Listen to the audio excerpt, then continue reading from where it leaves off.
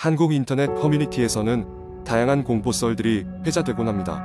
이번에 소개할 이야기는 그 중에서도 특히 길고 섬뜩한 이야기입니다. 이야기는 한 인터넷 게시판에 올라온 글에서 시작됩니다. 안녕하세요, 여러분. 저는 오늘 이곳에서 제 경험담 하나를 공유하고자 합니다. 지금의 저는 평온한 일상 속에 살고 있지만 몇 년 전만 해도 매일 밤 잠들지 못할 정도로 무서운 일을 겪었습니다. 실화이지만 믿기 어려운 이야기랍니다.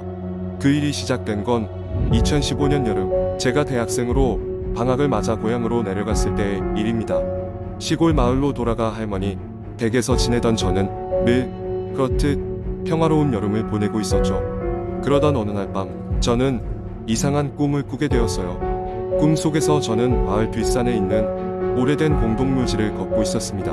그곳은 어릴 적 친구들과 술래잡기를 하던 장소였지만 언제부턴가 관리가 되지 않아 거의 방치된 상태였죠. 꿈속에 저는 묘비들 사이를 아무 생각 없이 걷고 있었어요. 그런데 한 묘비 앞에서 발이 멈추더군요. 김영자 1943-1965 라는 이름과 연도가 새겨진 묘비였어요. 그리고 그 다음 순간 등 뒤에서 기분 나쁜 한기의 바람이 느껴졌습니다. 깜짝 놀라 뒤돌아보니 하얀 옷을 입은 여성이 서 있었습니다. 머리는 긴 생머리였고 얼굴은 보이지 않았죠. 눈을 뗄 수 없었습니다. 그 여인은 아무 말도 없이 저를 가만히 바라보고 있었어요. 그 순간 꿈에서 깨어났습니다. 소름이 쫙 끼쳐오면서 숨을 고르고 최대한 빨리 그 꿈을 잊어버리려 했습니다. 그저 기분 나쁜 악몽일 뿐이라 생각했죠. 하지만 그 꿈은 매일 밤 반복되었습니다. 매번 같은 장소, 같은 상황에서 깨어났어요. 얼마 지나지 않아 이유가 궁금해진 저는 할머니께 그 묘비에 대해 여쭤봤습니다. 할머니는 얼굴이 어두워지며 긴 이야기를 꺼내놓으셨습니다. 김영자라는 여인은 할머니의 어릴 적 친구였고 1965년에 실종되었다가 몇 달 후에 싸늘한 주검으로 발견되었습니다. 이상하게도 그녀는 실종 당시와 같은 하얀 옷을 입고 있었고 죽음의 원인은 끝내 밝혀지지 않았다고 합니다. 뒷산의 공동묘지에는 영자의 부모님이 사비를 들여 묘비를 세워두었다고 하네요. 이야기를 듣고 난 후 저는 좀 더 알아보아야겠다고 마음먹었습니다. 지역 도서관을 뒤져 오래된 신문과 기록을 찾아보니 당시 영자가 사라졌던 날은 참으로 기묘한 사건들로 둘러싸여 있더군요. 그날 밤 마을 곳곳에서는 이상한 그림자와 희미한 속삭임이 들려왔고 몇몇 사람들은 이해할 수 없는 두통과 어지러움에 시달렸다고 했습니다. 며칠 후 용기를 내어 친구들과 함께 묘지를 찾아갔습니다. 저는 친구들에게 꿈 이야기를 했고 탐험이 단순한 호기심 이상의 의미를 가진다고 생각했습니다. 놀랍게도 영자의 묘비는 제가 꿈에서 본 위치와 똑같은 곳에 세워져 있었습니다. 우리는 영자의 묘비 앞에 서서 묵념을 하며 그녀의 영혼이 평화롭게 잠들기를 기도했습니다.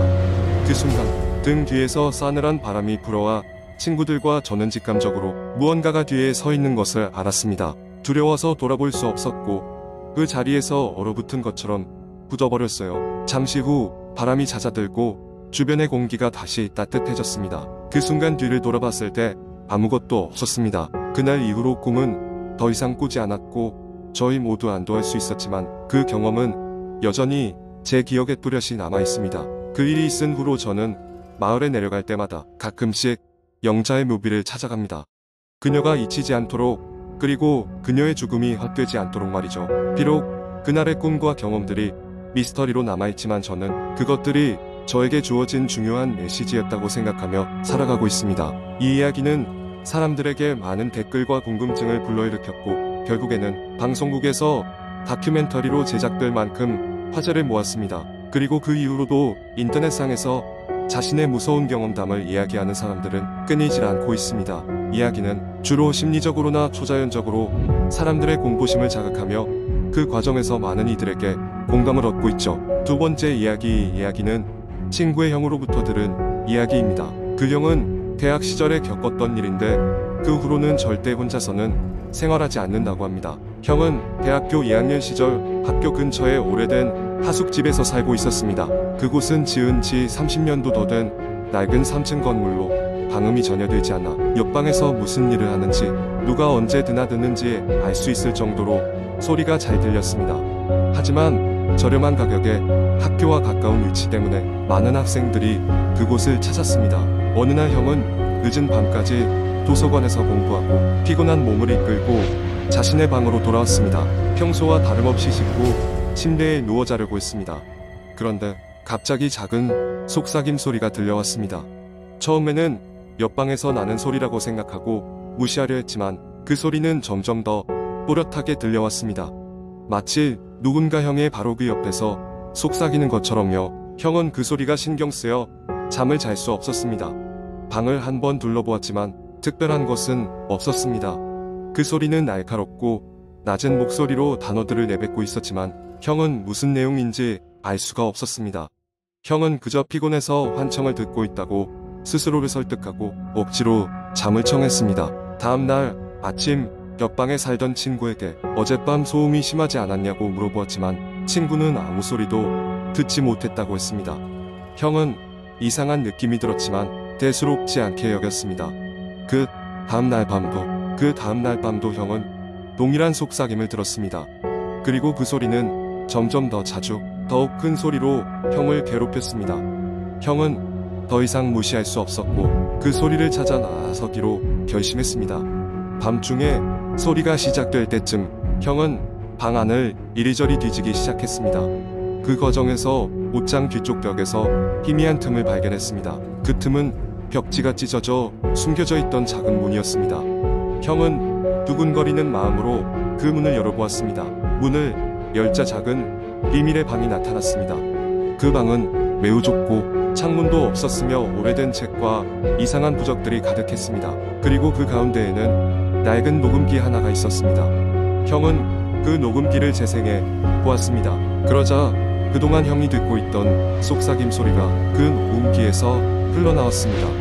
여러 목소리가 겹쳐져 있었는데 그중 일부는 분명 형이 어린 시절에 들었던 사람들의 목소리였습니다.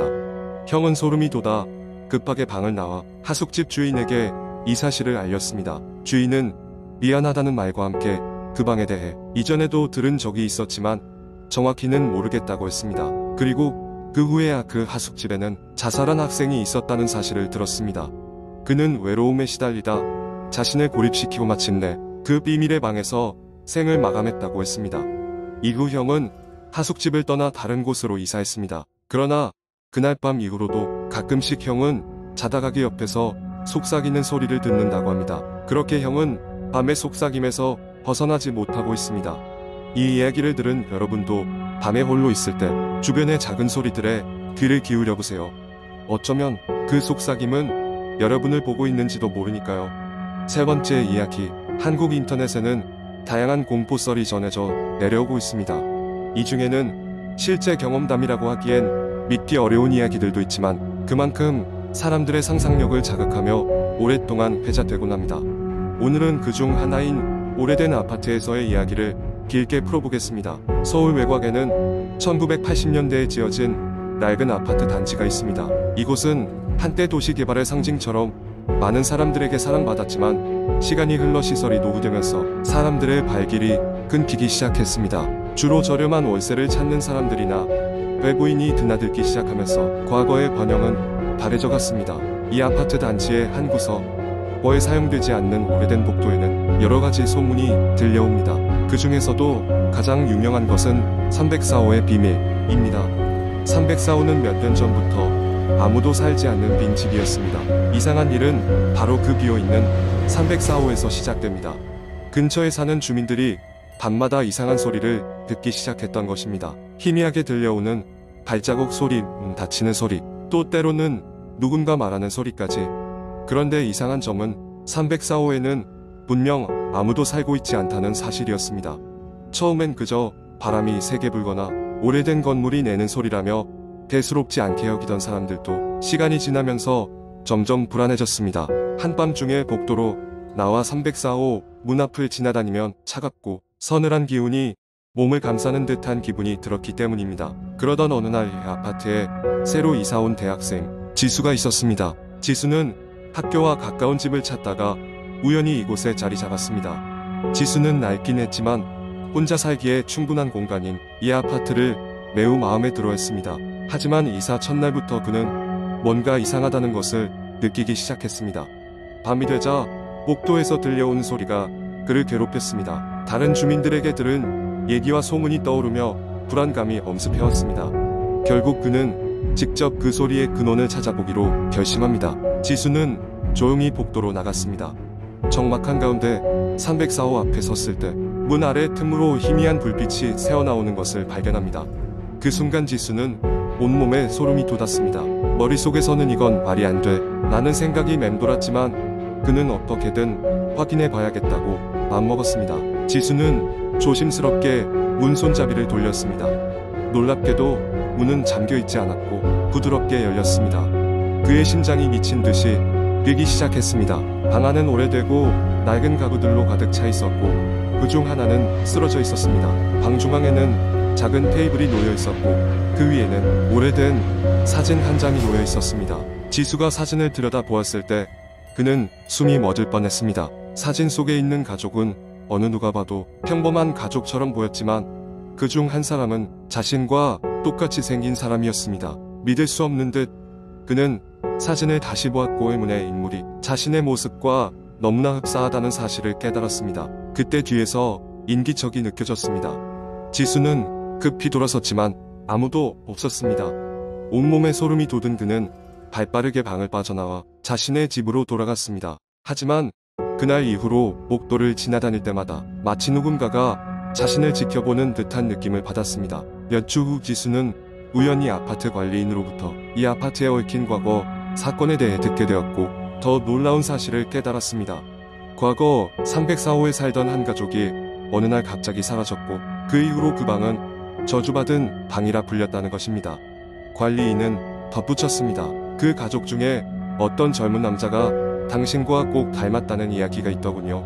지수는 결국 아파트를 떠나게 되었지만 그 이후로도 때때로 304호에서 난 포근하고 따뜻한 빛을 기억하며 오싹함을 느꼈다고 합니다. 시간이 지나 지수는 그 사건을 한때의 악몽으로 잊으려고 했지만 사진 속 본인과 같은 남자의 얼굴이 계속해서 그의 꿈속에 나타났다고 합니다. 이 이야기는 그 아파트에 살던 이들이 주고받던 많은 이야기 중 하나일 뿐입니다. 때론 이런 미스터리와 공포에 대해 이야기를 나누며 사람들은 일상에서 벗어난 긴장감을 느끼고 그 긴장감 속에서 일상의 고단함을 잠시 잊을 수 있습니다. 하지만 조심하세요. 그런 이야기 속의 주인공이 한 번쯤은 실제로 존재했을지도 모르니까요.